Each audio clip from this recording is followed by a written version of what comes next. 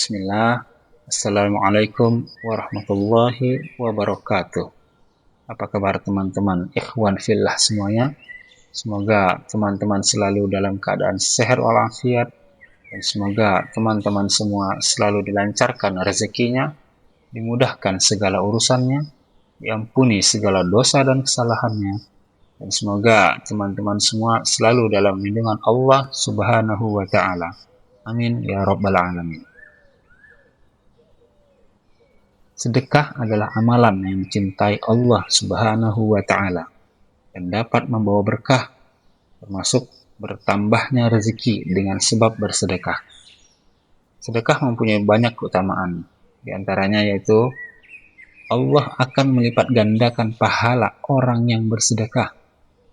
Allah akan mengganti apa saja yang disedekahkan.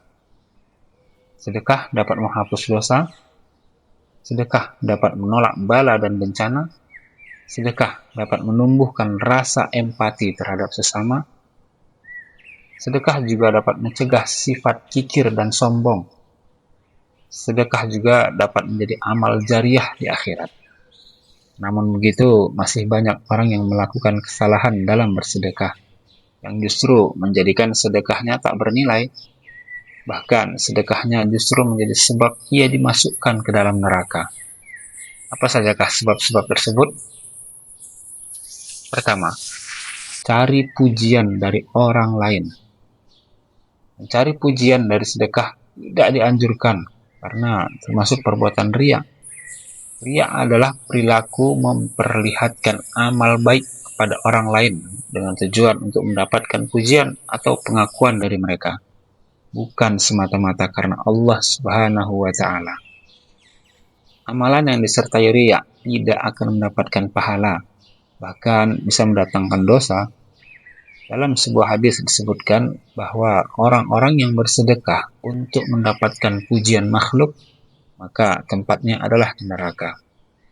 Sedekah yang dilakukan dengan penuh keikhlasan akan mendatangkan berkah dan pahala. Allah Subhanahu wa taala sangat membenci orang yang bersedekah hanya untuk riya, sebagaimana firman-Nya dalam Quran surat Al-Baqarah ayat 264.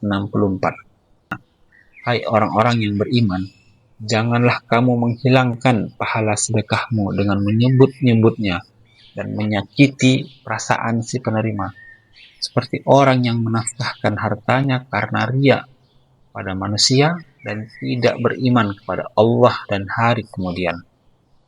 Dalam ayat yang mulia tersebut, Allah Subhanahu wa taala mengatakan bahwa orang yang bersedekah karena riya, pahala sedekahnya telah hilang karena ulahnya sendiri dengan menyebut-nyebut sedekahnya tersebut.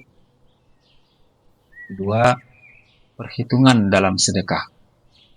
Seringkali kita menemui orang yang bersedekah, namun hanya dengan harta terkecilnya. Misalnya, mempunyai uang yang lebih dari cukup, tapi hanya mengeluarkan uang dengan nominal paling kecil untuk bersedekah. Di sakunya ada banyak lembaran uang 100.000, 50.000, ada juga beberapa lembaran 10.000, tapi yang dikeluarkan untuk bersedekah uang yang lembaran 2.000 atau yang 5.000 rupiah saja.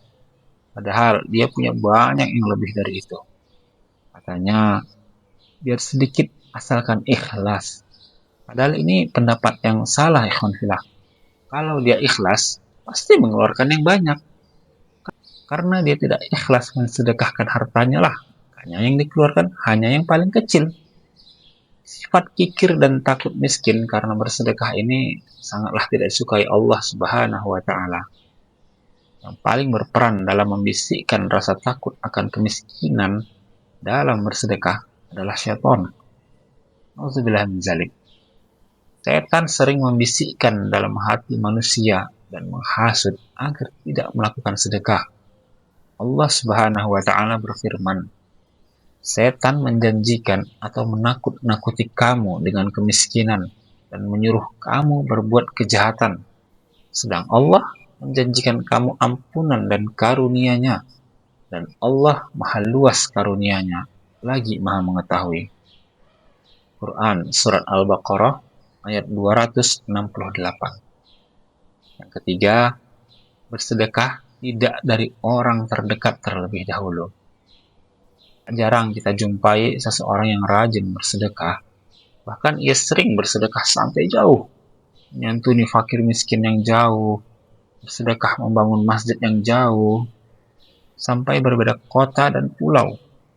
Sedekah seperti ini memang baik dan terpuji. Namun, sedekahnya menjadi sangat tidak terpuji apabila ia bersedekah sampai ke jauh sana, namun ia tidak memperhatikan kebutuhan orang tuanya, mengabaikan kondisi saudaranya, tidak peduli dengan keadaan kerabatnya. Seorang anak dengan royalnya mengeluarkan sedekah untuk orang lain yang ia tidak mengenalnya sama sekali, sementara orang tuanya yang sudah tua renta masih harus bekerja keras menjadi kuli untuk memenuhi kebutuhan makan hariannya. Sangat miris, bukan? Padahal Allah berfirman, mereka bertanya tentang apa yang mereka nafkahkan. Jawablah, apa saja harta yang kamu nafkahkan, hendaklah diberikan kepada ibu bapak, kaum kerabat, anak yatim, orang-orang miskin, dan orang-orang yang sedang dalam perjalanan. Dan apa saja kebaikan yang kamu buat, maka sesungguhnya Allah Maha mengetahuinya. Quran Surat Al-Baqarah ayat 215. Dalam ayat tersebut, Allah Subhanahu wa Ta'ala menyebutkan ibu bapak pertama kali. Artinya, orang tualah yang paling pertama berhak menerima sedekah, lalu kaum kerabat atau orang-orang yang terdekat dengan kita. Keempat, menunda sedekah. Ada seseorang yang menemui Nabi Shallallahu Alaihi Wasallam, lalu ia berkata, "Wahai Rasulullah, sedekah yang mana yang lebih besar pahalanya?" Beliau menjawab, "Engkau bersedekah pada saat kamu masih sehat, saat kamu takut menjadi fakir, dan saat kamu berangan-angan menjadi kaya. Dan janganlah engkau menunda-nunda sedekah itu, hingga apabila nyawamu telah sampai di tenggorokan, kamu baru berkata, untuk si fulan sekian, dan untuk si fulan sekian, dan harta itu sudah menjadi hak si fulan." Hadis riwayat Bukhari dan Muslim. Rasulullah sangat jelas melarang untuk menunda-nunda sedekah, karena sejatinya amal kebaikan tidak boleh ditunda melaksanakannya. Terlebih, sedekah itu sifatnya dapat meringankan beban orang lain. Bisa jadi sedekah yang ingin kita keluarkan adalah sesuatu yang sangat ditunggu-tunggu oleh orang lain. Misalnya, kita ingin bersedekah sekarung beras, dan orang yang ingin kita berikan sekarung beras itu sedang pusing cari pinjaman uang untuk membeli beras, karena keluarganya, anak istrinya belum makan dari kemarin. Jadi, sedekah kita itu sesuatu yang sangat dibutuhkan mereka. Bukankah sebaiknya kita mensegerakannya, bukan justru menundanya? Apalagi meringankan beban seorang mukmin adalah amal yang sangat dicintai Allah Subhanahu wa Ta'ala. Rasulullah Shallallahu Alaihi Wasallam bersabda, amal yang paling dicintai Allah Subhanahu wa Ta'ala adalah pekerjaan yang membuat orang mukmin bahagia, dapat mengatasi kesulitan, membayar hutang, atau menghilangkan rasa lapar.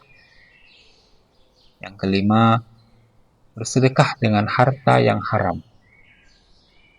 Sedekah dengan harta haram tidak diperbolehkan, karena Allah Subhanahu wa Ta'ala tidak akan menerimanya. Harta haram adalah harta yang didapatkan dengan cara yang tidak benar, seperti mencuri, korupsi, menipu, uang hasil menang judi, atau uang hasil menjual barang haram. Allah adalah zat yang paling baik dan hanya menerima yang baik-baik saja.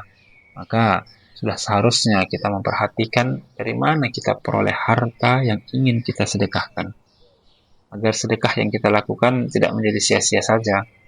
Mungkin orang yang menerima sedekah kita tetap mendapatkan manfaatnya, tapi kita tidak mendapatkan apa-apa dari sedekah kita dikarenakan bersedekah dari harta yang kurang baik. Rasulullah Shallallahu Alaihi Wasallam bersabda, tidaklah diterima sholat tanpa bersuci, tidak pula sedekah dari gulul atau harta haram. Hadis riwayat Muslim, Tirmidzi, dan Imam Ahmad. Demikianlah yang dapat kami sampaikan. Semoga bisa bermanfaat buat teman-teman. Kita bisa lebih memperhatikan lagi tentang sedekah kita agar kita bisa benar-benar mendapatkan pahala dan ridha Allah Subhanahu wa taala. Wallahu a'lam bishawab. Assalamualaikum warahmatullahi wabarakatuh.